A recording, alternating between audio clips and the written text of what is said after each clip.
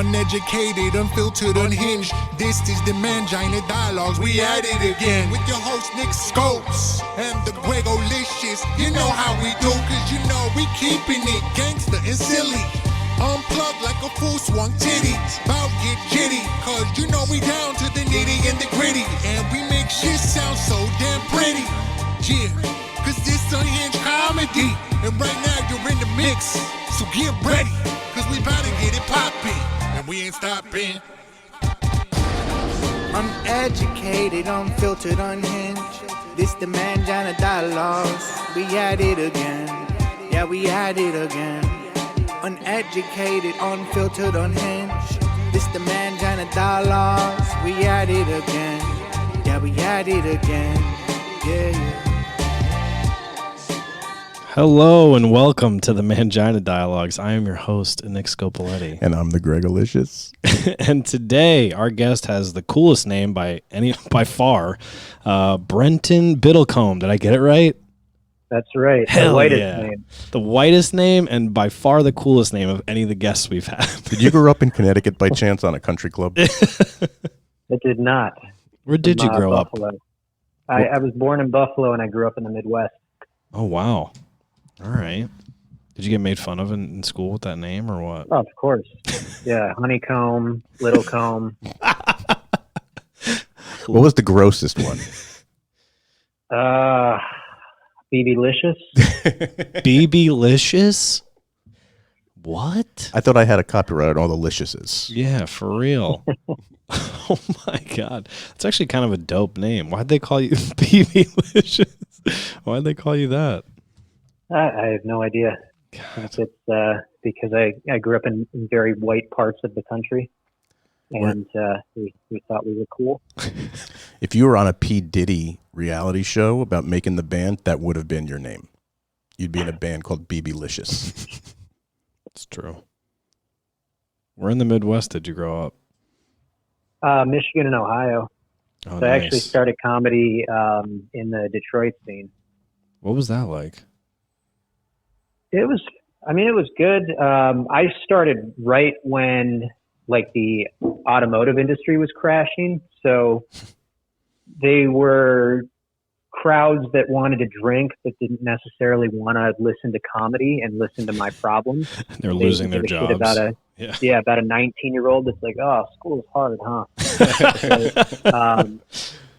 The scene's really good. There's a lot of people that have since relocated to New York or LA, and some really talented comics from Detroit. And, now I guess the scene's kind of blown up, and there's like 4 or 5 comedy clubs, and there's multiple shows every night. So you can get up every night if you're doing comedy in Detroit. Back when I was doing it, it was maybe like 3 or 4 times a night. I remember maybe 3 or 4 clubs. Who'd you come up with? Who were some of those comics? I came up with, I don't know if you would know any of them, but like Peter Banachowski, Harry Morose, Trevor Smith, Trey Stewart, Carlo Flanagan, guys who maybe haven't made a huge splash yet, but they're all working and they're all going to eventually be on something. But like a lot of people have come out of Detroit, Michael Costa, Kathleen Madigan,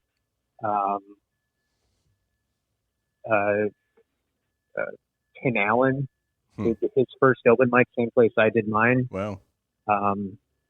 It was a good scene. I was happy that I got to start there. I'm glad I started there and I didn't start in LA, because when I moved out to LA, the open mic scene here is just absolutely brutal. Right. No audience, no one supports you. It's very competitive. Whereas back in Michigan, everyone was really tight. We would help each other out. We'd help tag each other's jokes. We'd write, hang out outside of comedy. So I'm glad I got, about 2.5 years under my belt and kind of was finding my voice before I made the plunge out here. When did you go to LA? I got here January 1st, 2010. Wow. It's been a long time. Yeah. Did you go straight to LA, or did you pit stop Like, did you come to New York, or did you just go straight? No, I just actually made it to New York the first time this last year, working on a shoot. So I was debating between moving to LA or New York, and then I actually won a comedy contest that sent me out to LA, and I spent a week at the Comedy Store, and then just decided, okay, I'm going to LA. I love this place too much. I gotta get out here. Now, what led you to start comedy in the first place? You say you started when you were 19? Yeah, I started writing when I was 17. I didn't have the guts to get on stage till I was 19, but I took the ACT, and I kind of wanted to, I was really into baseball, but I knew I wasn't, athletically good enough to play at a higher level. So I was thinking about going into sports journalism, and I took the ACT test the first year that they had like the writing samples, and I scored in the top 1%. So I was like, okay, I got to be a writer of some kind. And then I watched the Comedians of Comedy documentary, and that just looked like so much fun. I had a dad who raised me on stand-up comedy, so I was familiar with it, but I never thought about doing it. And then I saw that, and it was like, 4 friends on a tour bus playing rock clubs, and I was like, that's what I want to do. So I started writing jokes immediately, and then just finally got on stage a couple of years later. Who were some of your comedic influences? Like, who'd you watch with your dad? He raised me on George Carlin, Andrew Dice Clay, Rodney Dangerfield. He loved dark and blue comedy, but also stuff that you really had to think. Right. But then my favorite was Mitch Hedberg. Yeah. Still is, probably always will be. And then Stephen Wright was a big influence. When I started, I was just doing one-liners, and I probably did that for the first 3 or 4 years of doing it before I kind of shifted and started finding my own voice. How did you make, what drove you to make the change, or was it just organic, or you just look into that? It was kind of organic. I was doing a show down at the Comedy Store in La Jolla, and I was doing a longer set, and I had this idea for a story, and I was like, you know what, I'm gonna tell it. I'd never done anything like that, so that was kind of nerve-wracking, and I did it, and I ended up figuring out, I just did a 3-minute story where I got 7 laugh breaks, but if I tried to fill 3 minutes with one-liners, that's I got to write 30 jokes. Yeah. So this is way easier, and it was way more fun, and it just felt more personal, and I connected more with the audience, so I kind of just shifted and started to get more personal after that. How long did it take you to get established on the LA scene where you weren't just, open micing it and doing shitty shows? I mean, I'm still wanting to get established on the LA scene, but it was probably the first book show I got at a club took about 2.5 years. Right. When you started doing sorry, go ahead. Well, I was going to say, and that was after I had showcased for another club, and they basically said, no, thank you. I bet that happens a lot out there. Yeah. There's some famous instances of people that had been told no by different clubs, and they just keep grinding and then blow up. Yeah, that's how it goes, man. That's so interesting. Yeah. What about the mics out there in LA? Take through, because I've always wondered, right? What? Not that's going to happen for me anytime soon, but you move out to LA. If someone's listening right now and they're like, I'd love to do that. If you move out to LA, what's the first thing that person should do? What mics should they be going to? Well, there's a great resource called the Comedy Bureau that this guy put together, and it lists every open mic. It tells you all the information you need, how much time you get, the address, when you sign up, how you sign up, if it costs money. And that was my Bible when I got out here. I was able to figure out everything, and then you just kind of get a feel for which mics you like and which mics you don't, because some mics you'll find people that are friendly and you become friends with them. Some mics it's very already close knit and you're just an outsider taking their stage time. So, I mean, you just kind of got to do it by trial and error. You get out here and you go, that was a waste of time. That sucked, because there were many nights where I would go and I'd sign up for a mic and they only take so many names, and you sit there for 3 hours and they go, oh, that's the show. Thanks, guys. And you realize, I just wasted my entire night. I didn't get up. And I just watched. I mean, open mics are pretty much just people failing. So you're just watching bad comedy for 3 hours and not accomplishing anything. I've never seen that happen. Yeah, right. Happens all the time, man. So what places in particular, we'll talk about the good places. We're not going to put anyone on blast. But what were the good spots out there in LA that you found? I really I liked doing the Comedy Store mic, and I got in there at a time when it was much easier to get up. I mean, now it's impossible. It's like 170 people sign up for 15 spots every week, or 200 people sign up. But back when I was doing it, it was maybe like 30, 40, and it was 2 nights a week. I really liked the improv mic. I mean, basically the clubs I kind of stayed at and was fortunate enough to get in and work a few of them, and now work them pretty regularly. But there was a really good open mic that my buddy ran in the attic of a Chinese restaurant. They would just let him have the room for, 2-3 hours a week, and he would always get everybody up, and it was always good energy. That's awesome. Chinese I mean, restaurant. the mics out here, the limited experience that I've had in New York, you guys have clubs every 5 feet. The mics out here are in the weirdest places. Like, I do backyard shows all the time and house shows, and one of the biggest shows here for a while was in the living room. So, I mean, you can literally do comedy anywhere now. Yeah. And we have to, because there's so many people out here. There's so few spaces to actually go up that are organized for comedy. And, you got to get creative. Because on top of people that move out here wanting to stand up, then you have these people that are actors, and their managers are like, well, you should try to go up on stage. It'll make you more versatile. So you have people that aren't even trying to do stand up that are doing stand up, and some of them are already famous. So now there's 3 more spots that are not going to comics. Right. So we have to be creative here to be able to develop. Have you ever done that mic in Santa Monica at the youth hostel? Yes. You've done that show? I've done that show, yeah. It's Actually, I had a good time there. Yeah, no, I'm not making fun of it. I just went there to see a buddy perform a couple of months ago, and he was like, oh, it's at the youth hostel. And I'm like, huh, that's interesting. So we went, and, it was what it is, right? And the few comedians that they booked were decent, better than your average just pop up, open mic. But it was interesting because the majority of the people in the room watching the comedy did not speak English, or very little. So, oh yeah, I've had that. We used to do a mic at a laundromat, and no one there spoke English. So it was basically just a taking turns messing with old Chinese ladies. Right. Yeah, it was wild. They're laughing at jokes that they definitely don't understand. Yeah. In like the weirdest spots, and that made it even funnier to like be there, because you're getting laughs in weird spots from people that don't know what the hell they're hearing. It was kind of surreal. Just shepherded into the room. Yeah, I don't know, but it was cool. Like, the night I did it, and I've only done it once, but the night I did the show, there were a good number of people that spoke English, so I just got lucky. But something you get used to here is going to do a random bar show somewhere and showing up, and there's 2 people, and the guy's like, oh man, it was packed last week. I don't know what happened this week. Right. You just get used to hearing that. And that's most shows, but I think, I've been raised at the Comedy Store doing the 1 a.m. spot in the original room, and you get used to just the worst scenarios, and it makes it easier, but it gives you really thick skin.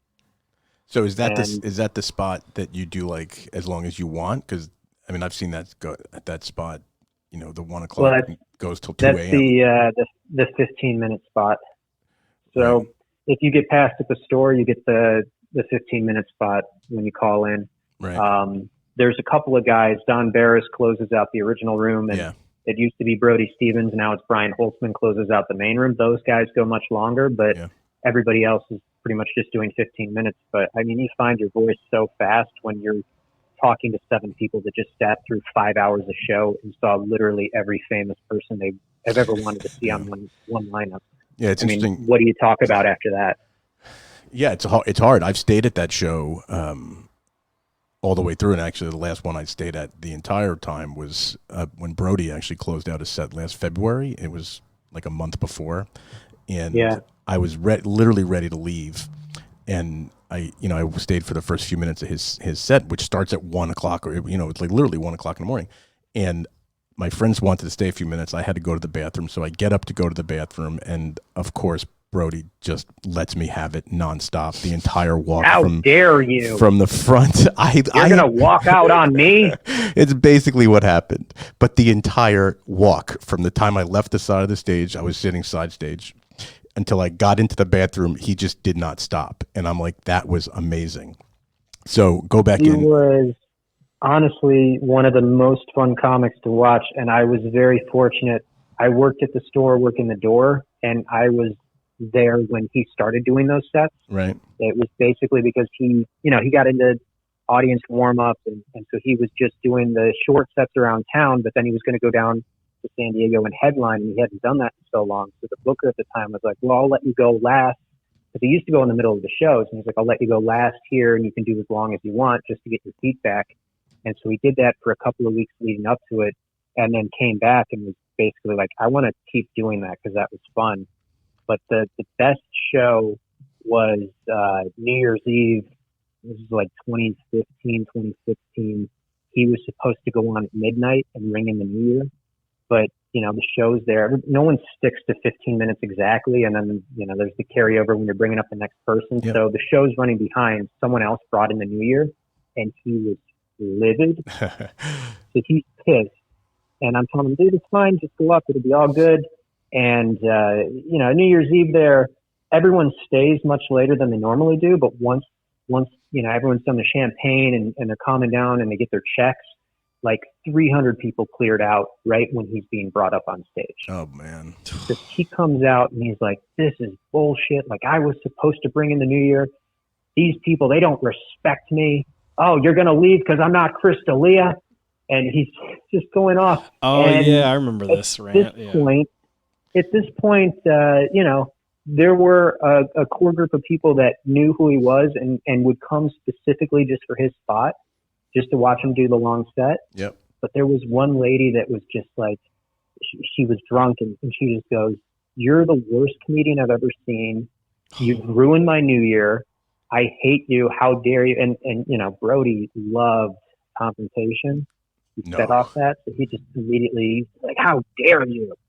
What? Because I don't have a full head of hair like D'Elia? Because I don't have a fancy car? I park in the lot. My name's on the marquee. I was in The Hangover. Go home right now. You can rent me on Redbox.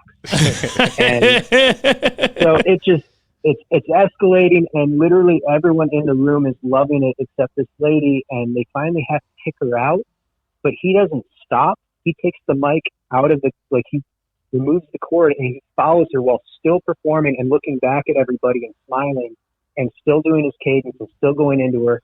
And he followed her all the way to the door, and they had to kick her out on the sidewalk, and they closed the door, and he's still playing, holding the mic and playing to her. Oh my God. That's awesome. That guy was the best. Yeah, I mean, so I went to the bathroom. I came back.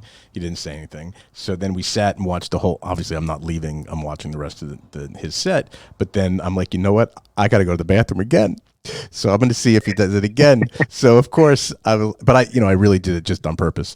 And I get up to go to the bathroom again, like half an hour later, and he just relentlessly starts making fun of me. Like, how old are you? Like, how small is your bladder? Like, what the fuck is your problem? He's like, right? So, and I did it totally on purpose. And then after the show, he just walks out, and I actually went up and talked to him for a few minutes, and he was one of the genuinely nicest people ever.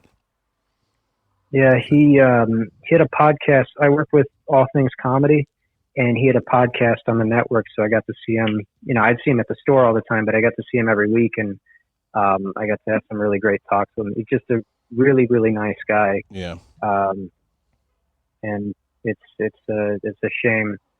I think it was his medication. I mean, the last conversation I had with him, he said, I think I'm going to get off my medication because it's making me feel fuzzy.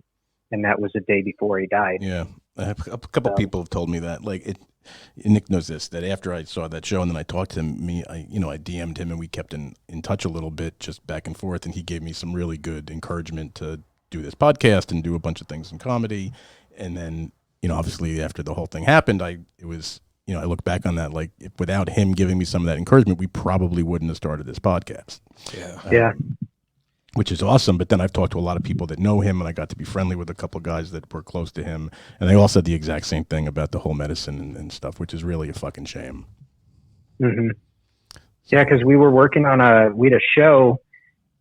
We had gotten funding for it. We were going to start in April. It was basically Insomniac, but for baseball. He was going to go around to the major and minor league stadiums and talk to, staff and the players and tell you what food to get. And he was really excited about it. So it wasn't like he was in a place where he was super depressed and hated his life. He was right. The last text I have from him. He was like, "Let's do this. I'm pumped." Yeah. Man, that's rough. So how did that show the other night? Because they had the whole Brody tribute show a couple nights ago, and you were on that show, right? I had a cold, so I didn't want to risk going out. But I heard it was very well. Yeah. It was well attended, and everyone was there, loved Brody, and they raised some money for a good cause. Yeah, that's awesome. So it'll continue every year, hopefully forever. Right. Yeah, I heard some good things happening there. So that's always positive. So you mentioned All Things Comedy. How'd you get involved with that? Because speaking about doing awesome things, you guys, some great YouTube stuff. I know Bill Burr's helping people. Like he's helping a lot of comics put their specials out and directing it and all that stuff, which is pretty awesome. Like I heard him talking about it. I forget where, but basically saying about how like when you're a comic and it's time for you to do a special, there's so many like sharks out there that'll take advantage of you, and you're just excited to be there. And he's kind of like he's the comics comic, obviously. He's looking out for you guys, so it's cool. How'd you get involved with that? So I was running the social media and marketing for the Comedy Store starting in 2013, and it was right about the time there was the resurgence. And I was working really hard on that, and I'd never done social media before, but I just kind of developed the system, and it worked really well. And Al Madrigal, who co-founded it with Bill, he liked what I was doing, so he said, "Hey, we need somebody to run our social media for ATC. Do you want to come in?" So they hired me. It was, I think, 2016, and I just went full time recently with them. And they liked my work, and I just kind of tried to duplicate it with ATC, and so far it's been very successful. And it's a great company that supports comics. We eliminate the middlemen who are just trying to make money off of your talent and your intellectual property. Is the whole idea of the company. When ATC shoots a comedy special, we show you every expense that we make. There's no hidden fees. There's no bullshit like, $1,200 to use a fax machine fee that's buried. We're full disclosure. Everything that we do, the comic gets to see. And anyone who has a podcast or creates a show on the network, you own all your IP, and you can take it and leave with it whenever you want to. You're not locked into anything. We don't own anything. We just give a platform basically where comics can present stuff, and everybody on the network supports everybody else. And they all have very diverse audiences, and now you're putting your stuff in front of multiple audiences instead of just yours. That's awesome. How do you guys choose, what to put on the platform? Bill and Al have a lot of say in it. They basically go, "I want to work with this guy. Let's figure it out." And then there's a team of 6 of us that run the company, which I think Al just said we became the #1 comedy podcast network in the world now. Wow. ATC is now the largest. And 3 years ago, we were renting a room in a broom closet, basically. So it's kind of where we are right now. Well, don't give up, because it's crazy what can happen in a few years. Yeah, well, we have 2 broom closets. So. Yeah, we're and the technically tapestry doing. on the wall. Yeah, we're technically doing better, but that's hilarious, man. But that's so cool that Burr's putting this together. It's like it almost reminds me of like if it's like the Players Association for any professional sports team. Like they're worried about the players and the guys that are actually involved. It's not about the lawyers, the agents, the owners. You know 100%. What I mean? That's awesome. Bill wants comics to win. He doesn't care about managers or agents or agencies. He cares about comics, and he wants everybody to succeed. Well, plus now it's a time where you kind of make you're in control. Like I believe you totally. you have your own podcast, correct? Or you Yeah. do? Yeah. Let's talk about that. I want to hear about your podcast. So I do this podcast with Steve Rannazzisi and Lucas Hurl called What's the Odds? And it started as like a sports gambling podcast, but now we basically talk about anything where there's a winner and a loser, and we put bets on it. And it's been a lot of fun and quite lucrative for myself. That's awesome. That's great. Did you bet on whatever was happening on that Ferris wheel?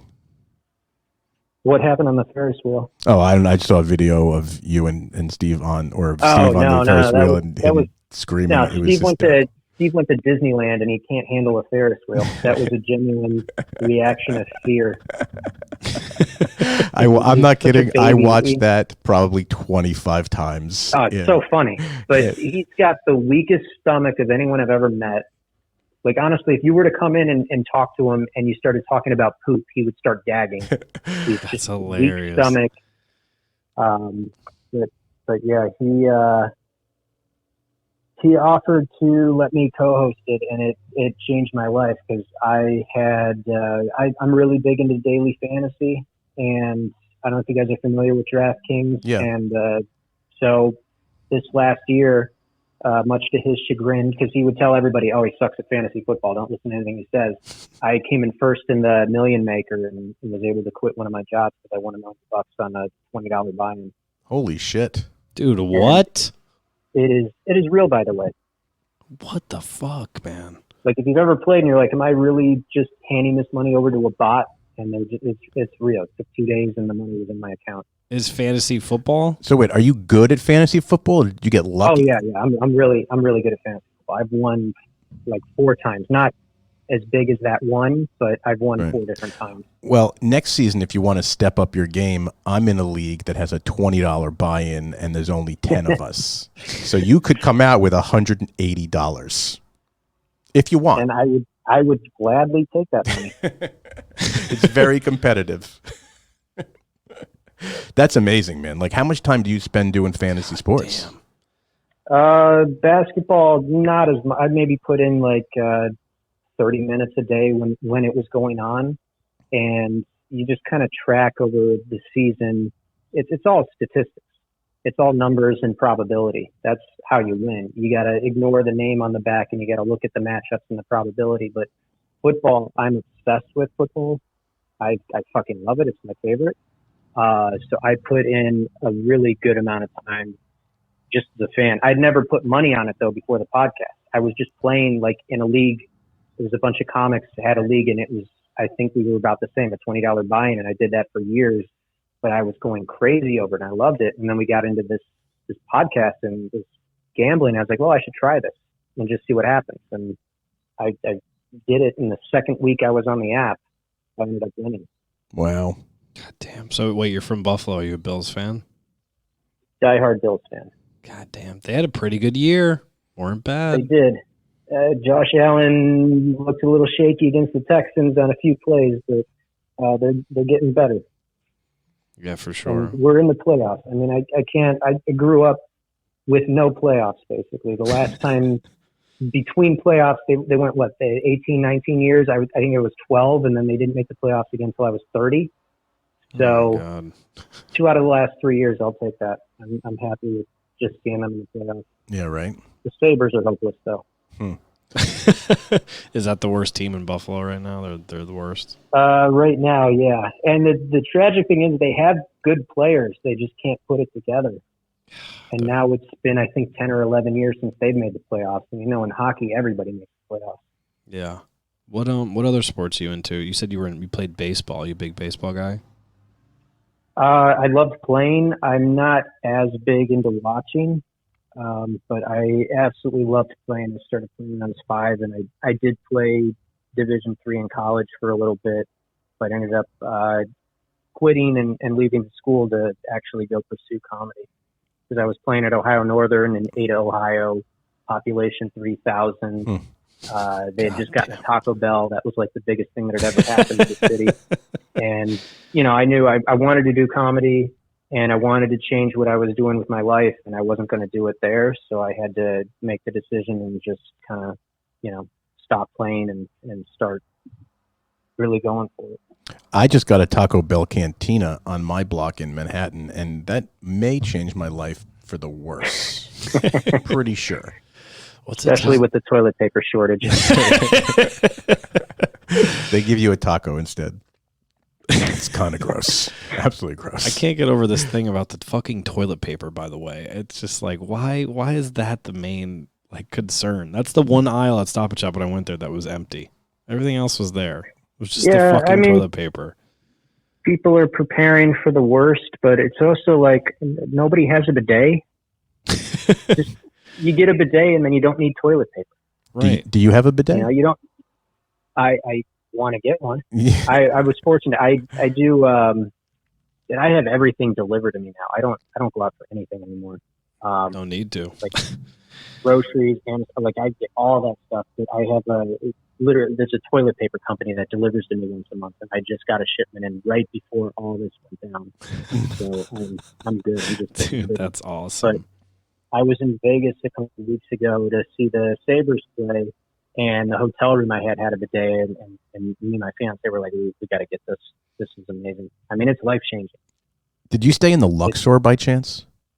No, I was in the Aria. Okay, I was going to say, because you're taking your life in your hands if you're using the bidet at the Luxor.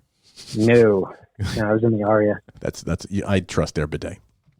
Why? What's wrong with the Luxor? Yeah, just don't go. That's bad. It's kind of gross. But we got probably the last good buffet you could get out of there, because I guess they're shutting down all the buffets right now. Yeah, I think everything. Definitely. The buffet at the Aria is awesome. Yeah. God damn. Oh, and we go right at the end of lunch. Oh, you're stealing my bit. That's what I do. Yeah. That's the best game in town. I don't know why people don't think of that. I know. No one thinks of doing that, and it's the greatest, because then you get the king crab, but you pay the lunch. Yes, I have been doing that for like 15 years, and I first figured that out at Caesar's buffet, and I'm like, I just happened to one day go at lunch like at 3:00, and they turn over at like 3:30 or something, and I went up, and then next thing I know, they bring out all the good dinner shit, and I'm like, oh my god, I paid lunch, and I'm getting dinner.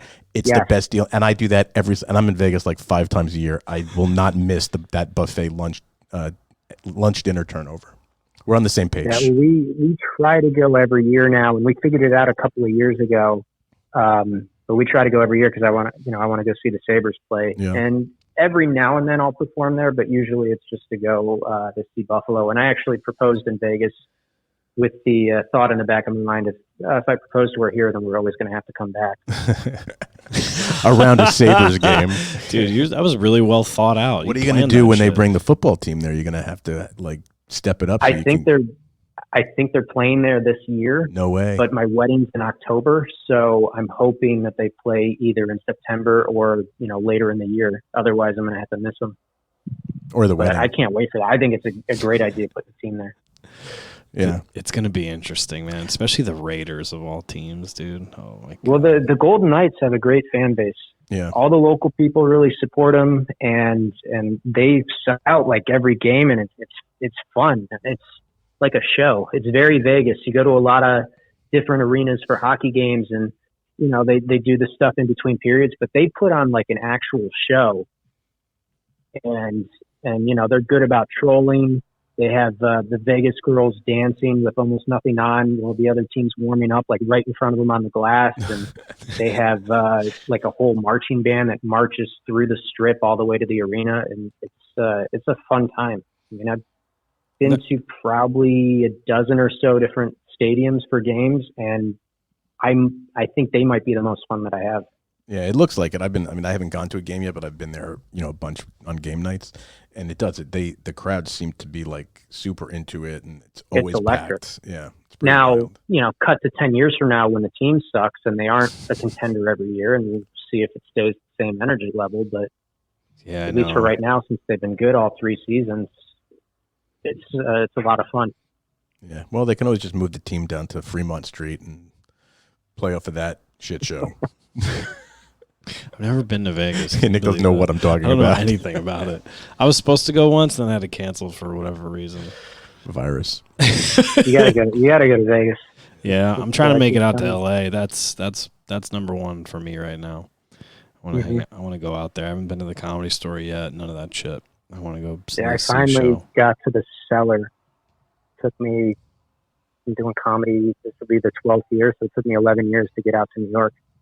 But that was incredible. Getting to watch Attell go up late there. What's the biggest difference, would you say, the New York scene versus the LA scene? I always hear guys talk about it, and now, like, you know, Giannis and DeStefano and all those guys are popping off, and they're out in LA more doing podcasts and whatever. I think it's different than what it used to be. It used to be everyone would say, you know, the LA comics aren't a season because we don't go up as much. The New York comics are all beasts because they are doing comedy to do comedy, and people in LA are doing it just at TV deals. But since the business has kind of shifted, and now it's really about, you almost want a big podcast versus getting on a TV show.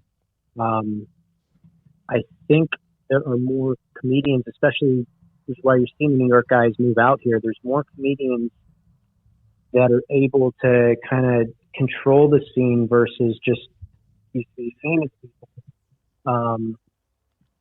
And now it's more of like a real comedy scene in the sense of, you look at the lineup at the Comedy Store like 9:30 and 11:30 on a given night, and every single one of those guys is like, you know, none of them are famous because they're in movies. They're famous because they're really great comics. Yeah, right. So I think it's probably a little bit more similar, and that's thanks to the fact that podcasting's taken off, and you don't need studios to greenlight projects, and guys are blowing up on YouTube and Instagram. Yeah, it's such think an it's more interesting similar time. now, but you guys still have the advantage of being able to go up 4 or 5 times a night. Where, I mean, you really have to hustle to go up here 3 times a night. Yeah. Yeah, I mean, obviously in Manhattan, you can scoot around town super fast. Yeah, a million different ways. I think the biggest difference is you guys can get seasoned a hell of a lot faster, but you have more of a ceiling on your career, whereas this is still the epicenter of entertainment. Yeah. And I mean, there's no limit to how famous you can get and how big you can get, which is why you're seeing more guys like Eliza or Sebastian's playing arenas. Yeah. And that's crazy. Yeah, it's wild, man. He actually, I was 15 supposed to. years ago, he was working as a server, and he was running over to do his spots while he was still wearing his, apron. Yeah. Yeah, I mean, that's the thing. I mean, I'm in LA a lot for work, and I usually hit the store a night or two when I'm in town once a month. And it doesn't, like, people ask me, oh, what show should I go to there? And my answer is, it doesn't fucking matter. Yeah, it doesn't matter. Pick one, whatever ticket you could get a hold of that day or the day before, just buy it and go, and you're going to see beasts top to bottom. Even the guys that are opening the show, that are the doorman or the bartender, whatever it is, the level and the quality of comedy you're going to get there every show is you can't beat it, like, anywhere. I don't know how it's possible. Yeah, which is crazy because it wasn't like that 7 years ago. Right. Yeah, we used to have a rule when I started working the door that you had to have 6 people in the audience to start a show. And the first night that I got to seat the original room, we didn't start the show till like 9:45. Wow. So it took that long. 4 people came in at 9, but then the other 2 didn't stroll in until about 9:45. So we started with the first 3 comics just left, and we started with Natasha Leggero. Right. She went up, basically cold opened the show an hour into it. Wow. Yeah, it's amazing. With 6 people in the audience. And that's how it used to be almost every night. And then, the podcast revolution happened, and Netflix started putting out specials every day, and comedy just got really popular, and the store is the place. I mean, every comic that has a podcast talks about the Comedy Store, like we're doing right now. There's people that maybe have never heard of the Comedy Store that are listening to this, and they're going to go, oh, I should probably check that place out. And that's kind of what happened. It was all word of mouth. And I was able to capture some stuff on the social media that just made it look fun, and it just got this reputation as being the club. And I mean, it was in the 70s and 80s, it was massive, but the 90s and the early 2000s, there was this downturn, and there was this dark energy there, and people just weren't coming out, and there were probably moments where it was close to shutting down. Yeah. Now that doesn't even seem possible. I mean, you can't this whole coronavirus thing will eventually blow over. But I mean, before this happened, you couldn't show up and buy a seat anywhere in the club. 3 showrooms, and they're all full every night for 2 shows a night. Yeah, it's crazy. Crazy. I'm usually there like a week, a month, or every 5 weeks or so, and I'm never just going there thinking, oh, I'll just buy a ticket day up. I always buy at least like 4 tickets for a couple different shows a week before I'm there. And I know people are going to come with me because it's the Comedy Store, and at least I know I'm going to a show, and I don't care who is on the lineup because I know who's going to be on the lineup, and it's incredible. Although I did one time their lineups put festivals to shame. They announced the Netflix Comedy Festival, and you look at it and you go, well, that's a Tuesday at the store for $15. Yeah, crazy. What are you talking about? I'm not going to pay $500 to go see one person here. I'm going to go pay $15 and see literally everyone on the list. Yeah. Except Joey Diaz, if he hurts his ankle. That happened to me. Literally, I went to shows. I remember that. That was real, though. He slipped in the kitchen and he fucked up his hamstring. But he missed a couple of nights. No, it wasn't. It was funny. I was there that night. I bought a ticket. Well, I had a ticket. I went to that show where that did happen. And then I went back maybe a week or 2 later because I really wanted to see Joey. And he was on the bill, and I bought the tickets. And then show up. We get 3/4 of the way through the show, and I'm like, holy shit, Joey Diaz must have slipped and fell again. We asked one of the guys, and that's exactly what he said. He's like, yeah, Joey hurt his foot again. 2 weeks later. I was like, I think Joey was hungry. But poor guy. Anyway, we caught him a week later. It was awesome. It's fine. Yeah, he's a beast. Yeah, it's so funny. It's crazy. It's probably the hardest person I've ever had to follow. Yeah, I can imagine. You've had to follow him? Holy shit. I had to follow him one night in the main room at the store. I was booked later in the lineup and people were late. So I went up right after him and he destroyed. And this was several years ago. So he wasn't as famous as he is now. So it was basically like him going up to 350 people where 30% knew who he was. And then he just absolutely won over the other 70% and murdered. High energy, standing, going crazy. And then I went out and just ate 200 dicks. I'm not like super low energy, but I'm nowhere near the stratosphere that he's in. So it's just a massive drop off. I've heard Rogan and him are the hardest people to follow. Is that true? I would say so. I mean, I've gotten to open shows that Rogan's on, and I've gotten to open shows that Joey's on, and their fans are hardcore, dedicated comedy fans. And there's no warming up when you cold open a show like that. And same with Bill's audience too. They're just ready to go and they're great. But once they see the guy that they came to see, everything after that is just like, let's go. That's gotta be fucking crazy, dude. When did you get passed at the store? How long you been doing these shows with these monsters? I got passed in March of 2013, so it's actually coming up on 7 years. God damn. It's a good bit. You've been there for a while, killing it. That's awesome, man. We're coming towards the end here. I just want to know, is there anything, what's new for you? Like, what's some new projects you're working on maybe that you want to plug? Anything you want to talk about? Well, we're waiting to see if The Ringers gets picked up for another season. And the podcast I do is every Wednesday. We stream it live at 2 p.m. Pacific time on the All Things Comedy Facebook page. And we just started working with John Cleese at ATC, so look for some stuff from him coming out soon. Wow, that's awesome. Which we're pretty excited about. Good shit, man. Yeah, man. Thank you very much for taking the time to do this with us, a couple of East Coast schmoes. Yeah, thanks for having me. And let me know when you guys are coming out. I'll hook you up. You don't have to buy tickets. I'll find tickets.